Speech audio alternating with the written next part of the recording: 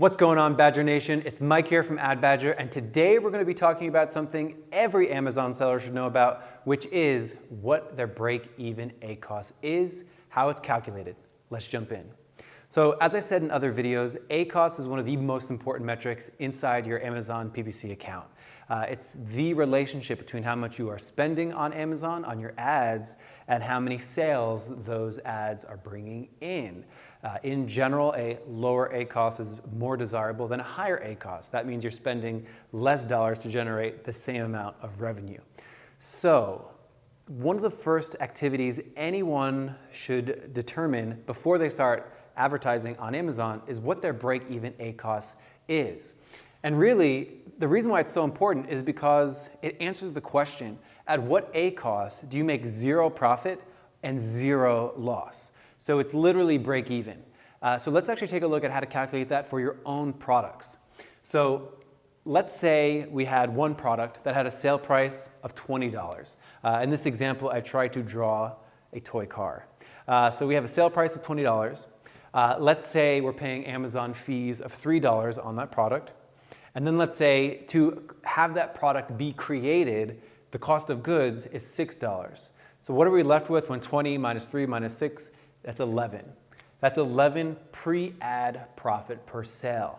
So this is the amount of profit that I've generated from an organic sale. But since we're in the world of PPC, of paying for our sales, paying for traffic, we call it pre-apps, which stands for pre-ad profit per sale. So before we start factoring in anything like our ad cost, this is our pre-ad profit per sale. So in this situation, it's $11. So if you spent all of this to get that sale and paid traffic, that would be your break-even ACoS. Because if you're generating $11 pre-ad profit per sale, and then you spend all 11 of those dollars on paid traffic to get the sales, 11 minus 11, you're left with nothing.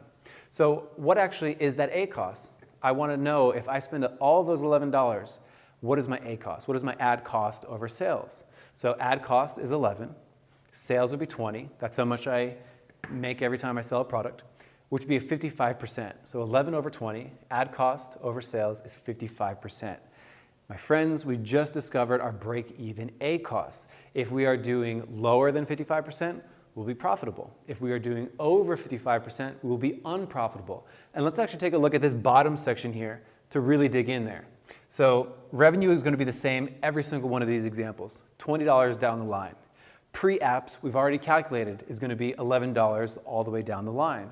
But let's see what happens if we go to 54% ACoS and 56% ACoS.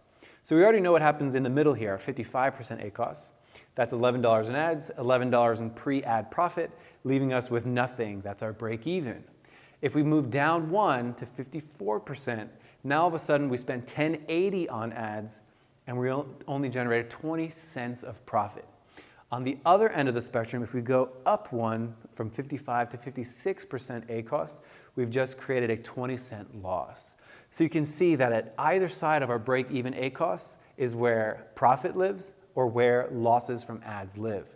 Now, when determining what a target ACoS should be, we have to take into a couple of different factors, which we'll talk about in another video where we determine how to determine your target ACoS, which we'll be posting on our YouTube channel for sure and on our blog at adbadger.com/blog. So if you liked this video and you found this useful, be sure to like and subscribe and stay tuned for our next video. Have a good one.